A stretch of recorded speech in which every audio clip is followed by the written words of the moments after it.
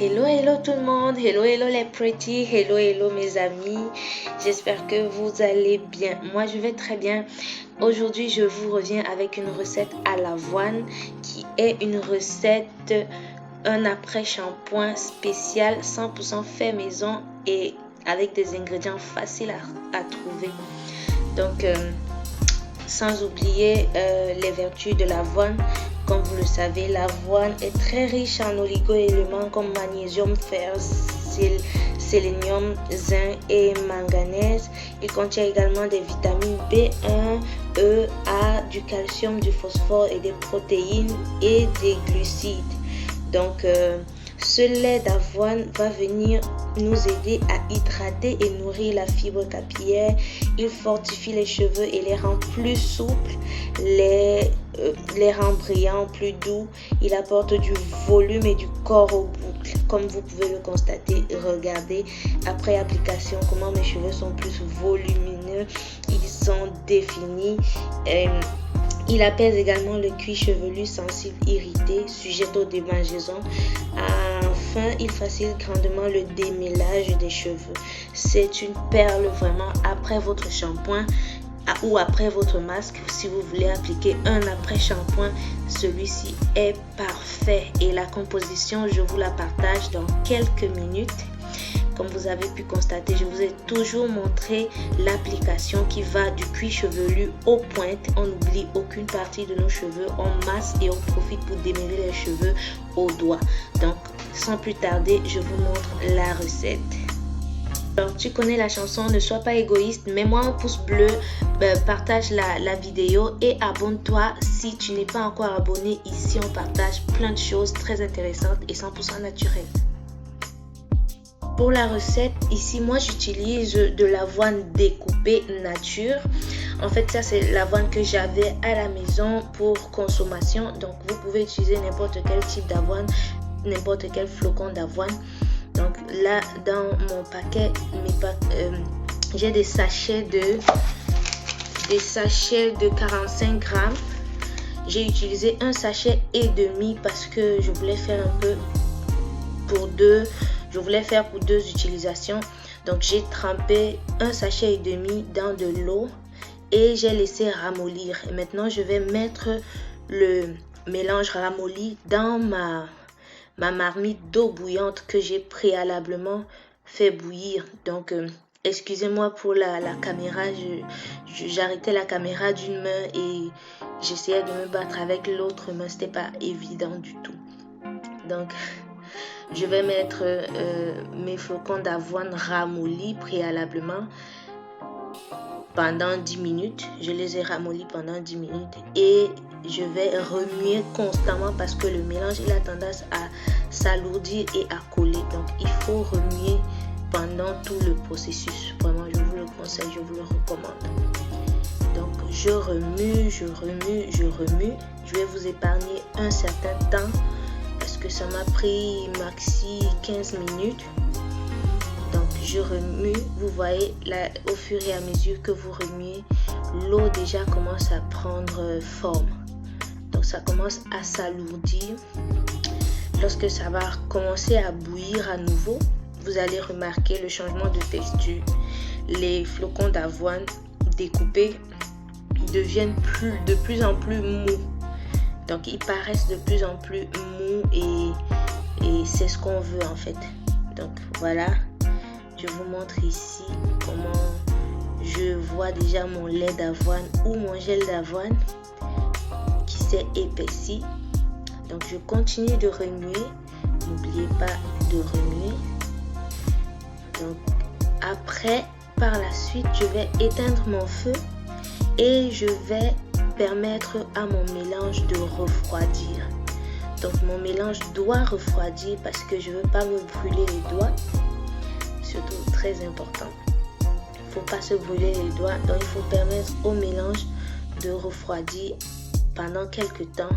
Et je vous montre ensuite comment je fais donc la recette, la fameuse recette que je vous ai montrée au début pour l'application. Donc, je vous rappelle quelque chose de très important. Lorsque vous n'avez jamais utilisé un ingrédient, lorsque vous utilisez un ingrédient pour la première fois, simplifiez votre recette. Ça veut dire quoi? Ça veut dire que si vous avez fait votre lait d'avoine comme ceci, au trop ajoutez quelques huiles que vous connaissez déjà et peut-être votre huile essentielle, votre vitamine, et appliquez juste le mélange pour comprendre ou pour voir l'effet du mélange sur vos cheveux, parce que c'est très important de savoir si les cheveux aiment ce qu'on applique. Mais si vous faites un mélange compliqué avec des ingrédients que vous ne connaissez pas encore, vous ne saurez pas ce qui a marché ou ce qui n'a pas marché. Donc il faut toujours tester les recettes de la manière la plus simple possible. Donc comme je disais, j'ai fait descendre mon mélange, mon avoine du feu, et maintenant la suite de notre recette, c'est une recette personnalisée. Je vais découper, je vais ajouter ma banane très mûre. Je précise bien que c'est une banane très mûre et que comme j'ai toujours une main, je vais sauter certaines étapes pour vous montrer très vite. Donc j'ai appuyé ma banane très fortement et très rapidement, de sorte de l'écraser complètement pour qu'il n'y ait pas de grumeaux. Surtout éviter les grumeaux, c'est très désagréable sur les cheveux. Donc quand j'ai fini avec mon mélange, ma banane que j'ai mélangée, j'ai mis de côté et je suis venue filtrer mon gel d'avoine. Donc vous pouvez le constater, c'est très beau, c'est comme de la bouillie, ça donne envie de manger. D'ailleurs ce jour-là, j'ai retiré une partie de la marmite que j'ai mangée à côté. Je ne pouvais pas m'en passer. Donc voilà, je vous montre comment je presse à l'aide de mon filet. C'est un filet que je n'avais jamais utilisé pour les perruques. Donc je l'avais dans mes choses et il était encore bien neuf. Je le lave bien sûr. Il est très important de laver bien vos mains, de laver bien les récipients dans lesquels vous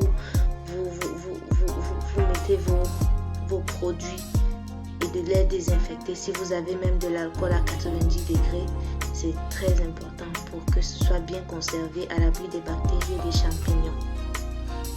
Donc je finis de presser. Ça m'a fait un très grand bol d'avoine, de lait d'avoine. C'était magnifique, ça paraît très beau et je vous assure, ça démêle très bien les cheveux. Les cheveux sont très démêlables. Donc voici donc la recette. J'ai utilisé une banane, comme vous avez constaté, bien écrasée.